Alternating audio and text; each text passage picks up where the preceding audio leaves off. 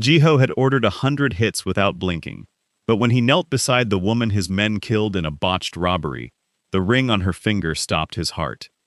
The warehouse district was silent except for rain hitting corrugated roofs. Jiho stood in the doorway of his father's old shipping office, watching his men drag crates of counterfeit cash into a van. It was supposed to be simple.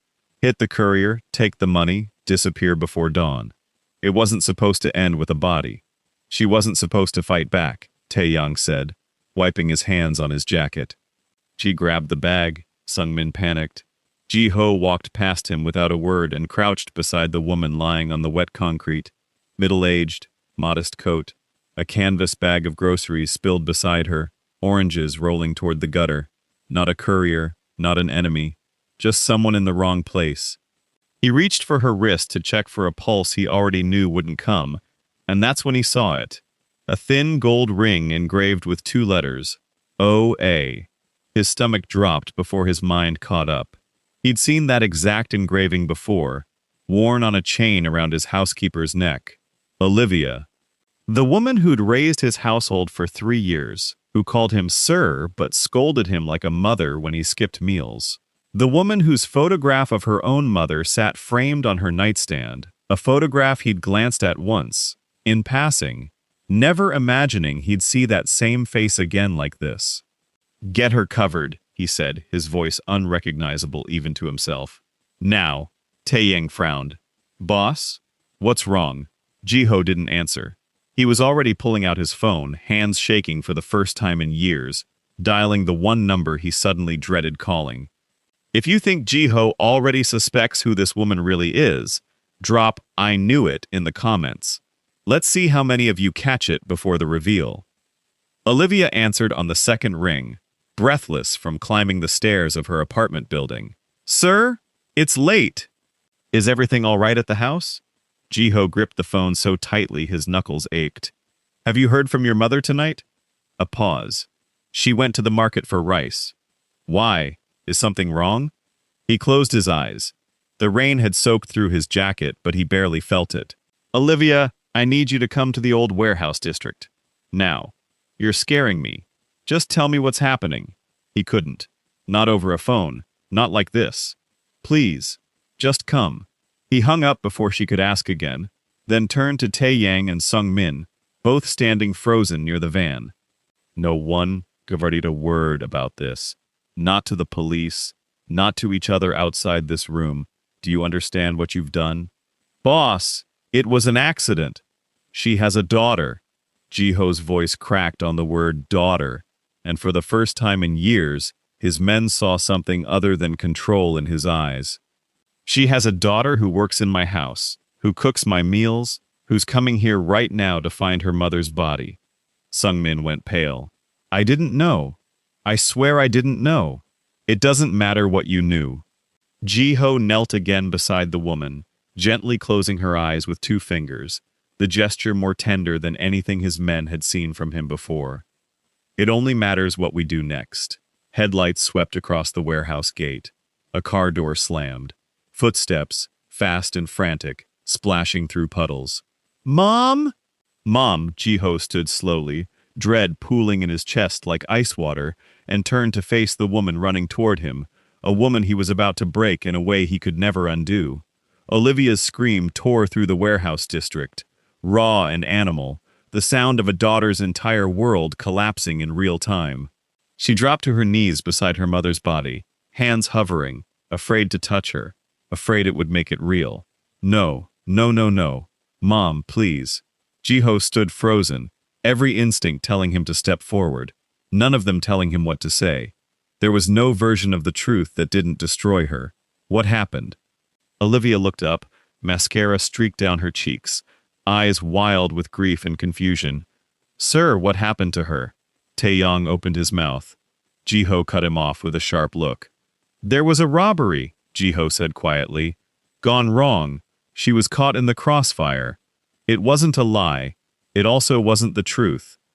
Olivia's hands trembled as she smoothed her mother's hair back from her forehead. "She just went to buy rice. She wasn't supposed to." Her voice broke completely, folding into sobs that shook her whole body. Her Jiho crouched beside her, close enough to help, too much a coward to say the words that mattered. "I'm going to make sure whoever did this pays for it," he said instead, and hated himself for how easily the lie came. Olivia looked at him then, grief-stricken and searching, as if some part of her sensed there was more beneath his words. "Promise me," she whispered. "Promise me you'll find them." Ji-ho held her gaze, his chest tightening around the truth he was burying alive. "I promise," he said. Behind him, Sung-min lowered his eyes to the ground, and somewhere in the rain-soaked dark, the first thread of a secret that would eventually unravel everything quietly pulled taut. The funeral was small, a handful of neighbors, a pastor Olivia barely knew, and Ji-ho standing at the back in a black suit, uninvited but unable to stay away. He paid for everything: the casket, the plot, the reception. Olivia never asked why her employer would go to such lengths for her mother's funeral. Grief left no room for questions. In the weeks that followed, Ji-ho found himself returning to the house earlier, lingering in the kitchen longer, watching Olivia move through her days like a woman balancing on a wire. Functioning, but barely. "You don't have to keep working," he told her one evening, finding her scrubbing a pot that was already clean. "Take time, as much as you need." "If I stop moving," she said without looking up, "I'll fall apart. Please don't take this from me too." He didn't push again. But guilt was a patient thing. It sat with him at dinner, followed him into meetings, whispered to him in the quiet hours when the house was asleep. Every kindness he offered Olivia felt like currency spent to buy back something he'd already stolen. Meanwhile, Sung-min grew reckless, drinking more, talking too loudly at the wrong bars, bragging once to a rival gang member about a botched job that the boss buried real quiet. Word traveled the way it always does in that world, slowly, then all at once. 3 weeks after the funeral, an envelope arrived at Ji-ho's office. No return address. Inside was a single photograph. Grainy, taken from a distance, but unmistakable. The warehouse. The rain. Ji-ho kneeling over Olivia's mother. Someone knew, and now, someone wanted him to pay for their silence. Or watch Olivia learn the truth from a stranger instead of him. The blackmail note came 2 days later. 100 million won, or the housekeeper learns who really killed her mother. Ji-ho stared at the number long enough for it to blur. Money wasn't the problem. He could pay it 100 times over. The problem was that paying it changed nothing. Whoever sent the photo could always ask again.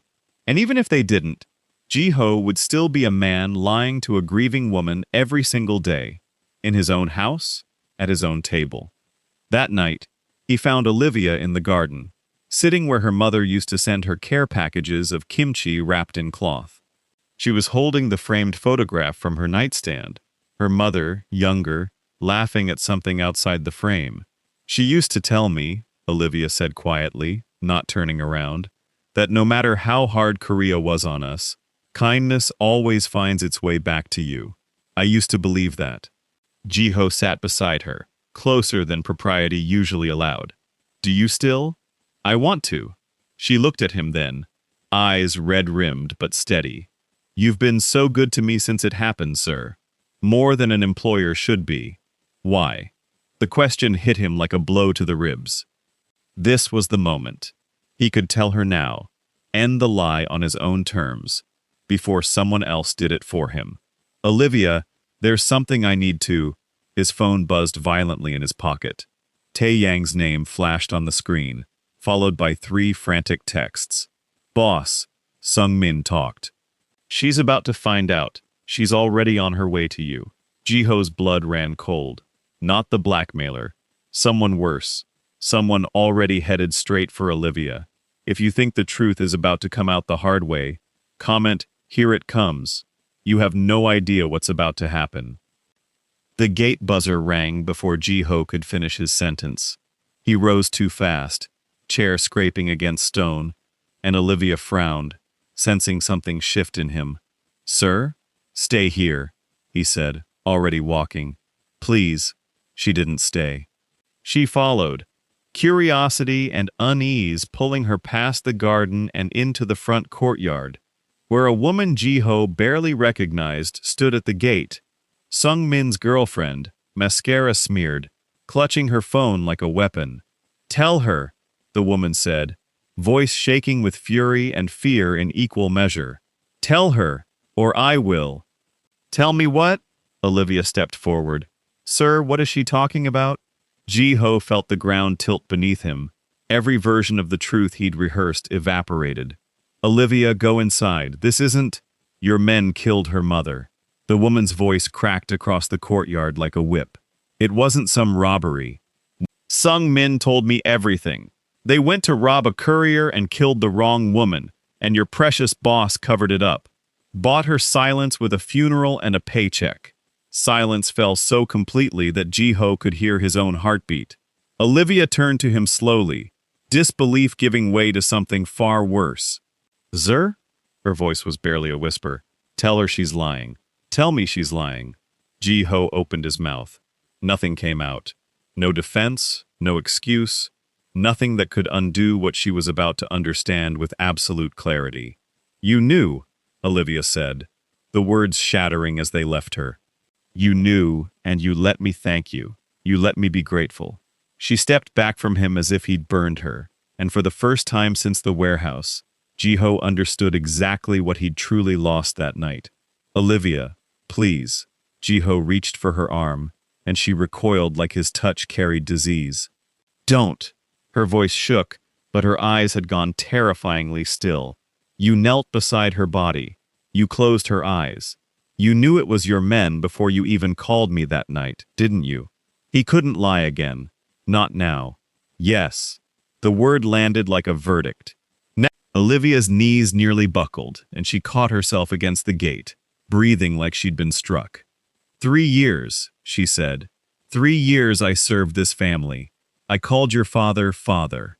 I mourned my mother in your garden, next to you, thinking you were the one decent thing left in this awful world. And the whole time, you were the reason she was gone. I never ordered it, Ji-ho said desperately. It was an accident, a robbery that went wrong. You built the empire that made that robbery necessary. Tears streamed freely now, but her voice never wavered. Your men, your orders, your world. My mother is dead because of a life you chose, and you let me grieve beside you like you hadn't taken everything from me. She turned and walked toward the gate, each step deliberate, like she was leaving behind not just the house, but the last piece of trust she had left in anyone. Olivia, wait. Don't call me. Don't send money. Don't come near me again. She didn't look back. You buried my mother's killer's crime the same day you buried her. I hope that guilt follows you every day for the rest of your life. The gate clicked shut behind her, and Ji-ho stood alone in the courtyard, finally understanding what real loss felt like. Ji-ho didn't sleep that night, or the next. He sat in his father's old office, the same room where resignation letters from a different kind of cruelty once piled up, and stared at the blackmail note until the numbers stopped meaning anything. By morning, he'd made his decision. He called Taeyong first. Turn yourself in. Sung Min too. Full confession. The robbery, the cover-up, all of it. Boss, that's prison. That's everything we've built. It was never worth building. Ji-ho's voice was flat, final. A woman is dead because we decided her life mattered less than our business. I'm done pretending otherwise. He liquidated the blackmailer's demand from his own account and sent it not as payment, but to the district's victims fund, along with a full statement implicating himself for enabling the culture that led to the killing. He resigned his position, dismantled the parts of his father's empire built on fear, and turned over records to investigators that would end careers, alliances, and his own freedom for years to come. It changed nothing for Olivia's grief. He knew that. But it was the only truth he had left to offer. Not an apology dressed as generosity, but consequence, freely chosen. Weeks later, sitting in a holding cell awaiting his hearing, a guard told him he had a visitor. Ji-ho almost refused, certain it was a lawyer or a reporter. It was Olivia. She sat across from him in silence for a long moment, studying his face like she was looking for the man she thought she'd known. "Why did you confess?" she finally asked. "No one would have known if you hadn't. Because you deserved the truth, he said quietly, even if it cost me everything to give it to you. If you think Olivia should forgive him, or if some things simply can't be forgiven, tell me honestly in the comments. I want to know where you stand. The trial took 8 months. Ji-ho testified against Tae-yang and Sung-min himself, refusing every offer his lawyers made to soften his own sentence. He served 18 months for obstruction and criminal enterprise ties, reduced, the judge noted, because of his full cooperation and restitution to the victim's family. Olivia didn't visit again during that time. She grieved in private, rebuilt her life slowly, took a small accounting job using the skills she'd once studied before life pulled her elsewhere. She told herself she was done with the Ji-ho family entirely. But some nights, she still found herself remembering the garden, the tea, the quiet honesty he'd shown her in every moment except the one that mattered most. The day he was released, she wasn't there. He hadn't expected her to be. He rebuilt slowly too.